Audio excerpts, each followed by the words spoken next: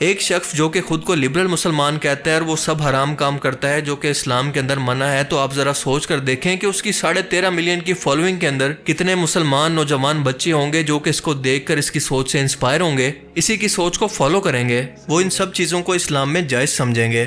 السلام علیکم ایوری دس از یزدان، کیسے ہیں آپ سب لوگ؟ آج ہم ریاکشن دینے والے ہیں ناصر حسین پہ، جس کو آپ ناز ڈیلی کے نام سے بھی جانتے ہوگے۔ یہ کس طرح سے مسلمانوں کا برین واش کر رہا ہے، اس کا خلاصہ ہنسی ٹی وی نے کیا ہے۔ تو ہنسی ٹی وی کا یہ ویڈیو ہے، اوریجنل ویڈیو کا لنک ڈسکرپشن میں ہے، ضرور چیک کیجیے گا۔ Let's start this video. Nasir Yasin ایک آن لائن کنٹینٹ کریٹر ہے جسے آپ میں سے زیادہ تر لوگ ناس ڈیلی کے نام سے جانتے ہیں، جو زیادہ تر دنیا بھر سے انٹرسٹنگ واقعات، ملکوں کے کلچر اور ٹیلنٹ کو پروموٹ کرنے کے لیے ویڈیوز بناتا ہے۔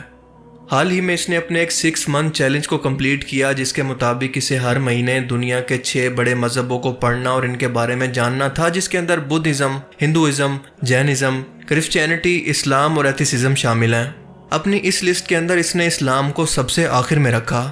اپنی پہلی 5 ویڈیوز میں سے اس نے ہر ایک ریلیجن کو پڑھنے اور سمجھنے کے لیے اس مذہب کے عالم سے رابطہ کیا، ان کی رسم و رواج کو گہرائی سے سمجھا، لیکن جب اسلام کی باری آئی تو اسے سیکھنے کے لیے اس نے صرف اپنی ماں سے بات کی، جو کہ اس کے مطابق اسلام کے متعلق سب کچھ جانتی ہے، وہ سب سے بہترین مسلمان ہے۔ I read Jewish books. I talked to Jewish rabbis. I celebrated Jewish holidays and flew all the way to the holiest city in Judaism, Jerusalem. I read Christian books. I spoke to Christian bishops and flew all the way to Israel and Palestine to see all the places where Jesus Christ lived. And now for the final religion, Islam. But this religion I did not learn from a sheikh. I learned Islam from my mother. یاد رہے کہ ناصر اور اس کا خاندان فلسطینی مسلمان ہے جو کہ اسرائیل کے ایک علاقے کے اندر پیدا ہوئے، لیکن اپنی ویڈیوز کے اندر وہ اوپنلی اسرائیل اور اس کی بربریت کو سپورٹ کرتے ہوئے کہتا ہے کہ ان دونوں کو اس جنگ کے بعد بھی آپس میں مل جل کر پیار محبت سے رہنا چاہیے۔ اس بندے کو اگر آپ صحیح معنوں کے اندر ایک لائن کے اندر ایکسپلین کرنا چاہیں تو آپ اسے ایک لبرل منافق کہہ سکتے ہیں، جو کہ بظاہر دنیا کو مسلمان ظاہر کر کے مسلمانوں کے ذہنوں کو لبرلزم کے لیے تیار کر رہا ہے، اور اس ویڈیو کے اندر میں یہ بات ثابت کروں گا کہ کیسے۔ دیکھیں، اگر یہ بندہ کسی مسلم اسکالر سے اسلام کے متعلق بات کرتا تو وہ سب سے پہلے اس کی منافقت اور لبرلزم پر سوال کرتا کہ 40,000 بے گناہ فلسطینی بچوں، عورتوں اور جوانوں کی موت کے بعد بھی یہ اسرائیل اور یہودیوں کے ساتھ پیار محبت سے انہی کے ملک کے اندر رہنے کی باتیں کیسے کر سکتا ہے؟ یہ اپنی ویڈیوز کے اندر شراب کو کیسے دکھا سکتا ہے جو کہ اسلام کے اندر حرام ہے، اور یہ بنا شادی کے گرل فرینڈ کلچر کو پروموٹ کر کے ایک لڑکی کے ساتھ کیسے سالوں رہ سکتا ہے؟ وہ لڑکی جو کہ خود ایک لبرل کرسچن ہے اور سر عام عورتوں کے لیے ایسے ٹاپک پر بات کرتی ہے جو کہ سننا بھی اپنے آپ کے اندر انتہائی شرمناک ہے۔ یہ بندہ خود کلیم کرتا ہے کہ میں کوئی مذہبی شخص نہیں ہوں، لیکن میں برا انسان بھی نہیں ہوں، میں اسلام کے بارے میں اپنی رائے کسی پر تھوپتا نہیں ہوں کہ جو میں سوچ رہا ہوں تم لوگ بھی وہی کچھ سوچو۔ اب آپ ذرا اس سوچ پر غور کریں کہ یہ وہی ذہن سازی ہے جو کہ مسلمان یوتھ کو کنفیوز کرتی ہے کہ ایک شخص یا تو مذہبی مسلمان ہو سکتا ہے یا پھر ایک لبرل شخص جو کہ خود کو مسلمان کہہ کر ہر وہ کام کرے جو کہ اسلام کی مخالفت کے اندر ہے، جیسا کہ آج کل زیادہ تر انڈین مسلمان ایکٹرز کر رہے ہیں۔ یہ لوگ خود کو مسلمان بھی کہتے ہیں اور ہندو بھی، ہولی بھی مناتے ہیں اور عید بھی، مسجدوں کے اندر بھی جاتے ہیں اور مندروں کے اندر ماتھا ٹیکنے بھی، جبکہ اللہ فرماتا ہے کہ اللہ کی نظر کے اندر قابل قبول دین صرف اور صرف اسلام ہے۔ یعنی اگر کوئی شخص خود کو مسلمان کہہ کر یہ سب حرام کام کرے تو وہ دراصل منافقت کر رہا ہے۔ ایک شخص جو کہ خود کو لبرل مسلمان کہتا ہے اور وہ سب حرام کام کرتا ہے جو کہ اسلام کے اندر منع ہے، تو آپ ذرا سوچ کر دیکھیں کہ اس کی 13.5 ملین کی فالوئنگ کے اندر کتنے مسلمان نوجوان بچے ہوں گے جو کہ اس کو دیکھ کر اس کی سوچ سے انسپائر ہوں گے، اسی کی سوچ کو فالو کریں گے، وہ ان سب چیزوں کو اسلام میں جائز سمجھیں گے۔ اگر یہ بندہ ان تمام چیزوں کو اسلام کے اندر جائز نہیں سمجھتا تو اسے اپنی پبلک کے اندر دکھانے کا کیا مقصد ہے؟ اپنی پرائیویٹ لائف کے اندر یہ جو مرضی کرے، لیکن اس طرح کی چیزوں کو جو کہ حرام ہے پبلک کے اندر دکھانے کا کیا مقصد ہے؟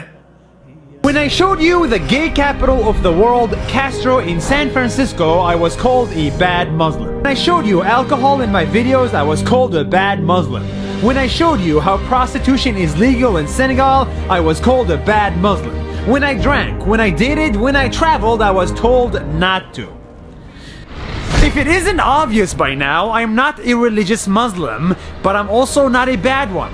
I don't force my beliefs on people. I don't oppress freedoms or ideas. یہ رانگ نمبر ہے، یہ رانگ نمبر ہے۔ اسلام کو اسٹڈی کرنے سے متعلق وہ اپنی ماں کو سب سے بہترین مسلم کہتے ہوئے یہ کہتا ہے کہ یہ ہر کسی سے یعنی ہر مذہب کے ماننے والوں کو پیار کرتی ہے اور یہ بہت ہی زبردست بات ہے. پر سوال یہ ہے کہ کیا اللہ اور اس کا قرآن بھی مسلمانوں کو یہی کچھ کہتا ہے؟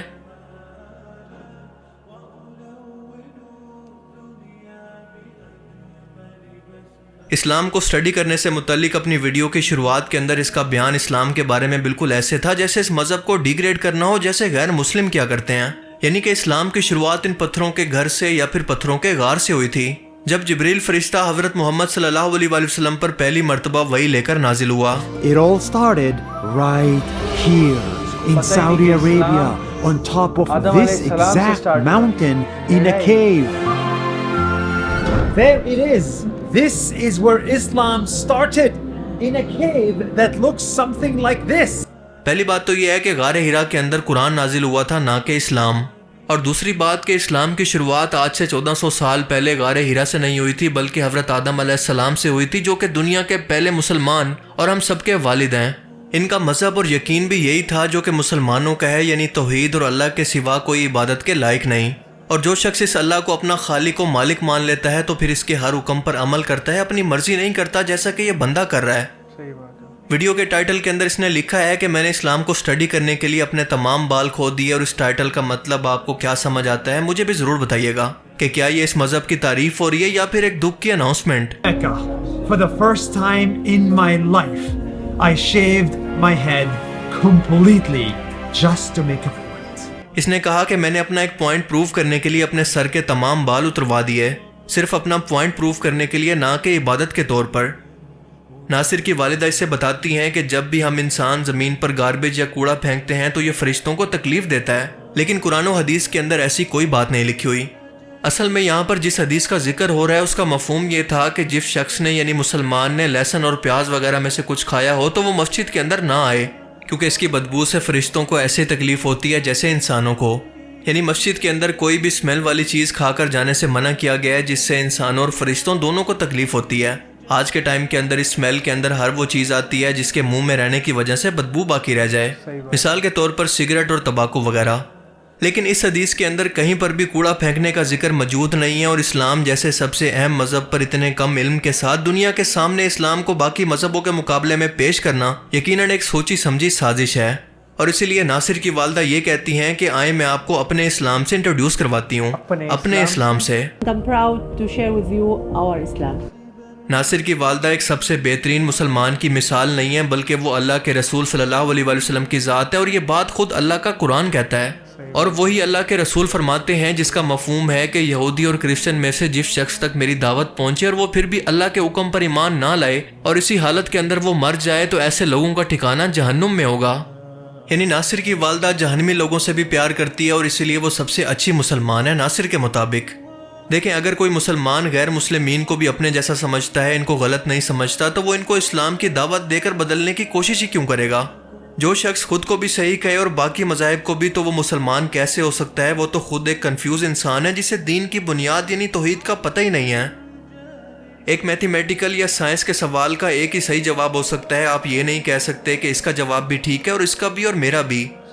اللہ فرماتا ہے کہ یہود و نصارہ کو دوست نہ بناؤ وہ تمہارے کبھی بھی خیر خواہ نہیں ہو سکتے. اور سورہ مجادلہ کے اندر تو اللہ فرماتا ہے کہ جو لوگ اللہ اور روز قیامت پر ایمان رکھتے ہیں تم ان کو اللہ اور اس کے رسول کے دشمنوں سے دوستی کرتے ہوئے نہیں دیکھو گے پھر چاہے وہ ان کے باپ یا بیٹے یا پھر بھائی یا خاندان کے لوگ ہی کیوں نہ ہوں.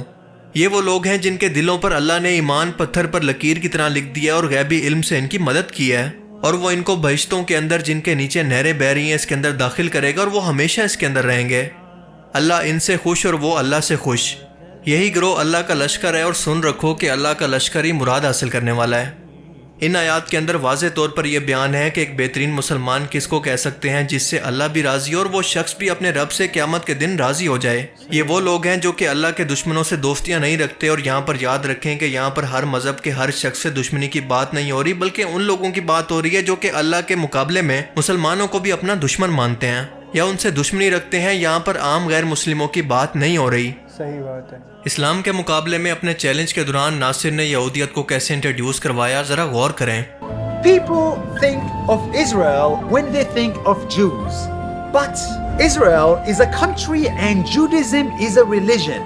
And this video is about the religion, not the country. Maybe that is why 22% of Nobel Prizes go to Jewish scientists. इन अल्फाज के साथ कि सबसे पुराना या सबसे पहला मज़हब और दुनिया के अंदर सबसे ज़्यादा नोबेल प्राइज़ हासिल करने वाला मज़हब, सबसे पुराना मज़हब इस्लाम ही है, जिसे यकता परस्ती भी कहते हैं, और इसके सबूत हज़ारों साल पहले कदीम मिस्र और इराक से भी मिल चुके हैं। सबसे ज़्यादा नोबेल प्राइज़ जिन साइंटिस्ट ने हासिल किए हैं, जो कि 50 से 80% तक बनते हैं, वो असल में एथियस्ट थे, ना कि यहूदी। ऐसे सुप्रीमिस्ट रिमार्क्स का मकसद अरब और मुसलमानों को नीचा या अनपढ़ दिखाना और यहूदी कौम को सबसे बरतर कौम दिखाना होता है। यानी इनकी ज़हन साजी करना है कि इतनी कम तादाद के अंदर होकर भी यहूदी पूरी दुनिया पर अपना असर या फिर अपना कंट्रोल रखते हैं। इनके मुल्क इसराइल के अंदर एक ही वक्त के अंदर मस्जिद अक्सा के पास मस्जिद, चर्च और यहूदी इबादत गाह भी मौजूद है। आप ज़रा सोच कर बताएं कि इन तमाम बातों का एक मजहबी वीडियो से क्या ताल्लुक़, क्योंकि यहाँ पर यहूदियत मज़हब की बात हो रही है, ना कि यहूदी नस्ल की। Here in Israel. So right here we have a mosque, a synagogue and a church in the same spot. और इसके बाद इस वीडियो के अंदर मुसलसल यहूदी मज़हब की तारीफ़ें आप सुनते जाएं, इनकी कम्युनिटी कितनी स्ट्रॉन्ग है। लेकिन दरअसल हकीकत ये है कि ये लोग अपने सिवा सबको काफिर समझते हैं, जिन्हें कत्ल कर देने का हुक्म है। इनका सबसे बड़ा रब्बी अफ्रीकन्स को बंदर कहता है, अरबों को जंजीरों के अंदर बंद करके गुलाम बनाने का कहता है, क्योंकि ऐसा इनकी किताबों के अंदर लिखा है। और इस वीडियो के अंदर नासिर ये कह रहा है कि यहूदियत और मुसलमानों के अंदर दोनों को अमन से रहना सिखाया गया है। यही नहीं बल्कि अपनी एथियस रिलीजन की स्टडी के दौरान भी इसने ज़्यादातर योल हरारी नाम के एक शख्स से ही बात की, जो कि असल में ज़ोनिस्ट यहूदी है। अपनी इन्हीं वीडियोस की वजह से इसे कुछ ही अरसा पहले ADL की तरफ से अवार्ड भी दिया गया, और ये वो ऑर्गेनाइजेशन है जो कि एंटी इस्लामिक, इस्लाम मुखालिफ या फिर सबसे ज़्यादा इस्लामोफोबिक है। इसके अलावा भी कहने को बहुत कुछ है, लेकिन ये वीडियो बहुत लंबा हो जाएगा। बस इतना याद रखें कि ये बंदा एक साजिश के तहत इसराइली एजेंडा और दीन इस्लाम के साथ बेजारी को प्रमोट कर रहा है, जिसके बारे में ज़्यादातर लोगों को अभी तक पता ही नहीं है, और वो लोग जाने अनजाने के अंदर इस चीज़ से ब्रेन वॉश भी हो रहे हैं। और आखिर में बस इतना कहूँगा कि इस वीडियो के बाद किसी को हेट मत दें, बल्कि इनकी इस्लाह और लोगों के अंदर इसके मुतालिक अवेयरनेस फैलाने की कोशिश करें। मुझे उम्मीद है कि इस वीडियो से आपको बहुत कुछ नया जानने को मिला होगा और ये वीडियो आपको पसंद आया होगा। अगर ये वीडियो आपको अच्छा लगा तो इसे लाइक कीजिए, और अब मैं मिलूँगा आपसे एक ऐसी ही नई इंटरेस्टिंग वीडियो में। तब तक के लिए अपना बहुत सा ख्याल रखिएगा। Thanks for watching this video. अल्लाह हाफिज़। सो गाइज, ये था हमारा रिएक्शन। आप देखिए कि किस तरह से ये जो बंदा है प्लांट किया गया है यूट्यूब के ऊपर, और लोगों का ब्रेन वॉश करने के लिए। आप देखिए कितनी बड़ी बड़ी साजिशें होती हैं इस्लाम के ख़िलाफ़ प्रोपेगेंडा करने के लिए। बड़े बड़े यूट्यूबर्स जिनकी सबसे ज़्यादा फॉलोइंग्स हैं, उन लोगों को कैप्चर किया जाता है, उनको माल दिया जाता है, पैसे दिए जाते हैं, उनको लालच दी जाती है सो दैट वो ये चीज़ प्रमोट करें, ये चीज़ करें, गलत चीज़ करें। और किस तरह से इस्लाम के बारे में ये कितनी गलत चीज़ें बता रहा है लोगों को। और इसको 13 मिलियन, मतलब आप सोच लीजिए 1,30,00,000 लोग फॉलो करते हैं, और मिलियंस में इस बंदे को लोग फॉलो करते होंगे और इसकी वीडियोस देखते होंगे। जो सब्सक्राइब नहीं किया हुआ उनकी बात कर रहा हूँ मैं। तो कितने लोगों तक ये गलत पैगाम जाता होगा, आप सोचिए कितना बड़ा फितना है ये। आपका इस वीडियो के बारे में क्या कहना है ज़रूर बताइएगा कमेंट सेक्शन में। मिलते हैं अगले वीडियो में। अस्सलामु अलैकुम वरहमतुल्लाहि वबरकातुहू।